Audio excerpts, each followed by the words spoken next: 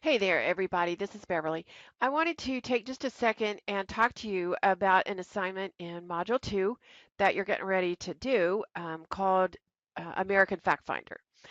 We've been talking about conducting a community inventory, about learning who is in your community, not necessarily their names, but the types of people where risk problems might be, where high risk areas might be, and the like. So, one of the tools that you have available to you is information from the US Census.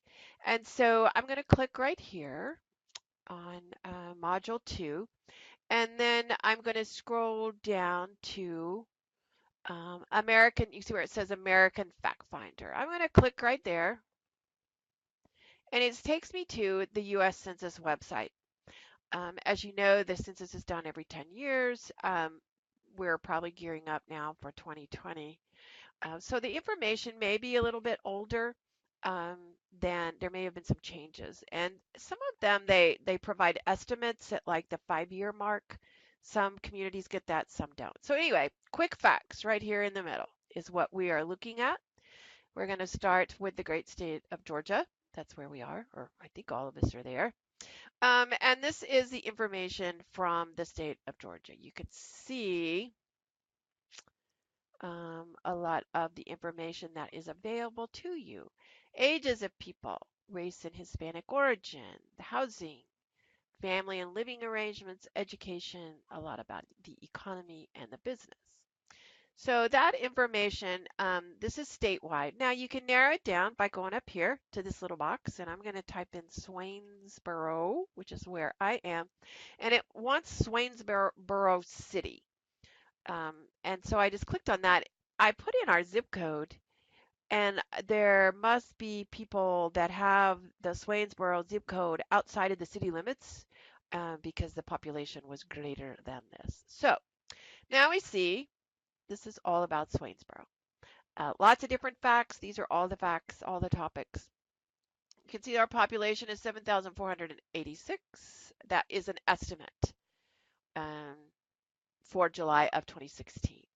Back in 2010, it was 72, 73, so we've grown a couple of hundred people um, by 2%, which the state, you can, I like this in some of these where there's averages because you can compare to the state. So here we have 8.3 persons under the age of 5, and the state is 7.1. Uh, Under 18, we have 28%, so again, that's a little bit more. Over 65 is 13.7. Again, over the state average or the state percentage, let me put it that way. And females, we're right about it. Most communities are this way. Then we go into race and Hispanic origin. You can see here that in Swainsboro City, white alone is 38.1%. And some of these you have to read the definitions about what it's actually referring to. When we talk about race and Hispanic origin, especially. Um, African American, 56.5. Um, and again, you can see that's kind of reversed for what the state is. Let's see, Asian, 1%. Um, we don't have any Native Hawaiian or Pacific Islanders. Um, Only 4.8% is Hispanic or Latino. And then back here to this 36.9, not Hispanic or Latino, white only, again, is 36.9. So these two numbers, you'd have to look at the definitions to see the differences. But again, this gives you an idea about the population in your community. Let's see, we know we have 333 veterans. That may be important to us. And only 1% of the persons in Swainsboro were born outside of this country. And now we have some information about our housing units. This can help you know, you used to be able to get age of housing, and you may be able to look at the census more in depth other than just this kind of quick facts thing to find out that information. Age of housing might be important. But owner occupied versus renter occupied can give you some information as well. A lot of times, if you're doing interventions, you may need to target the landlord instead of the tenant. You can see here that the median value of owner occupied units is almost 60,000. In the state. It's 148, and that's the owner occupied units, and 50% of the houses here, or the units here, not houses, but housing units, um, are owner occupied. And then you can look down at the costs. Um, and we don't have the estimate of the building permits like the state does. And then let's look at the living arrangements. And the number of households was 2,300. There's 3 people per household, 3.05. Um, this is important information. This living in same house 1 year ago. You can see by looking at this, we're not very transient.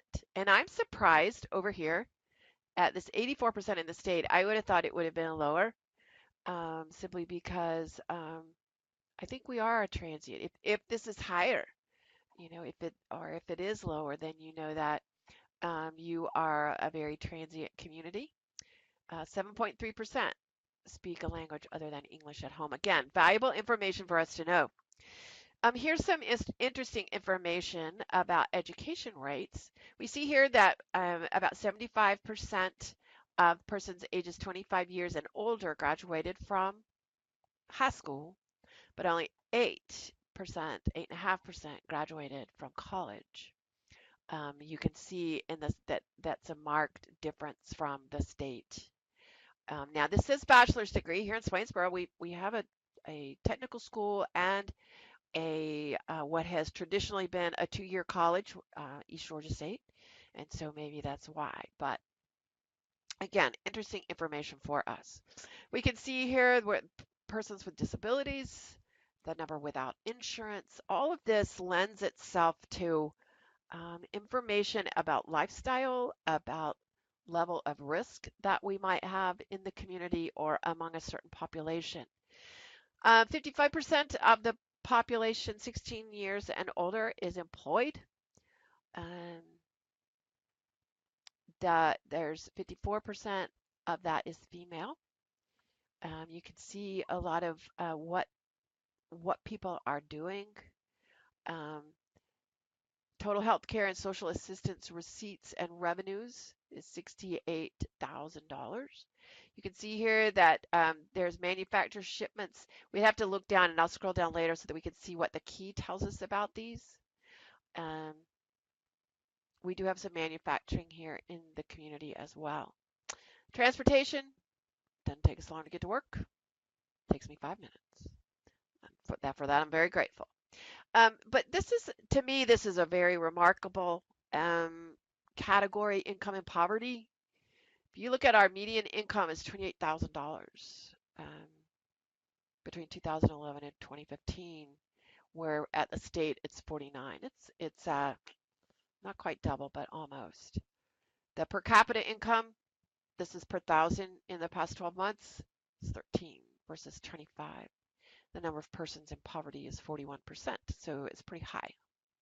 We do have a high poverty rate here in Swainsboro and Emmanuel County. Look down at some of the firms, whether they're minority owned, women owned, veteran owned, non-veteran owned.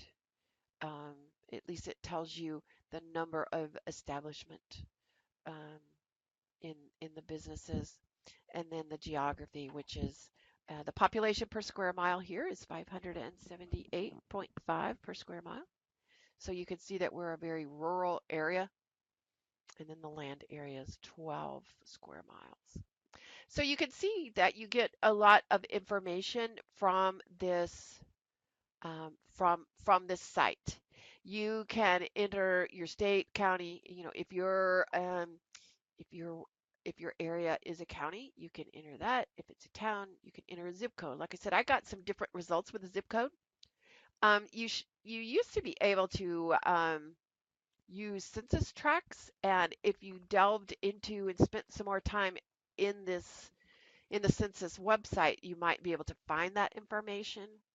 But in many ways, we look at we're looking at an estimate. When we talk about your community, we're talking about the area, perhaps your service area that your whole department serves. Maybe you're in a big area, and so you just want to look at where your station is. You may be able to narrow it down that way. You can also go down to the bottom of the screen here. Here's some of these, the fact notes um, that you might want to look at. I think we saw D in some of those, suppress to avoid disclosure of confidential information. Not sure what that means. Um, oh well. If you look under find data, this is a lot of these are some good informations. Data tools, interactive maps. But if you go to this American Fact Finder, you can do a lot of different searching, a guided search um, that help it get you started. You can do an advanced search um, to show you everything. If we just want to look at some community facts, we're going to go up here to, let me get rid of that. Um, you can go up here again and enter Swainsboro again. And we'll enter Swainsboro City. And you're going to get some of the same information. Now it's more kind of just some quick facts here. Housing. We can see that there's 2861 housing units. Go over to here to education, percent graduated high school. You can click on these and get some more detailed information um, that tells you it tells you what school enrollment is. Again, this is helpful because if kids are in school, maybe that's where you need to be targeting, but it gives you an idea. How many kids are there in the elementary school? How many kids are there, um, in nursery school? 106. So there's some good information there for you uh, under the American Fact Finder tab as well. Um, housing. Again, you can look at um, general housing characteristics. And I think maybe this is where you can find out how many are vacant. Here in Swainsboro, we have 126 for rent. Um, you can look at owner occupied and who lives there. You can look at, I thought it gave age somewhere, but here's our total units and here's our total vacant. Again, and you can look here that of owner occupied, about half have a mortgage, half of them don't. So that may be some more information for you. Um, our poverty, our origins. Again, you can click on all of these and find more information. I would encourage you to kind of just swirl around in this website to find out because it gives you this great snapshot of your community. You can look at the American Fact Finder, which is what we're looking at now. You can look at the quick facts on the front page to get some information, but you want to build a picture of what your community is like so that you can determine where issues or hazards or risks are and who they're happening to, so that when you design your interventions, you are targeting the right people in the right places. So I just wanted to give you that. Certainly, if you have any questions about that, I hope that you will let me know. I hope this has been beneficial to you, just to kind of look around and see what's going on in our communities today. Thanks so much, and I look forward to hearing your information that you got from this in both reading about it and hearing about it in the discussion board. Thanks.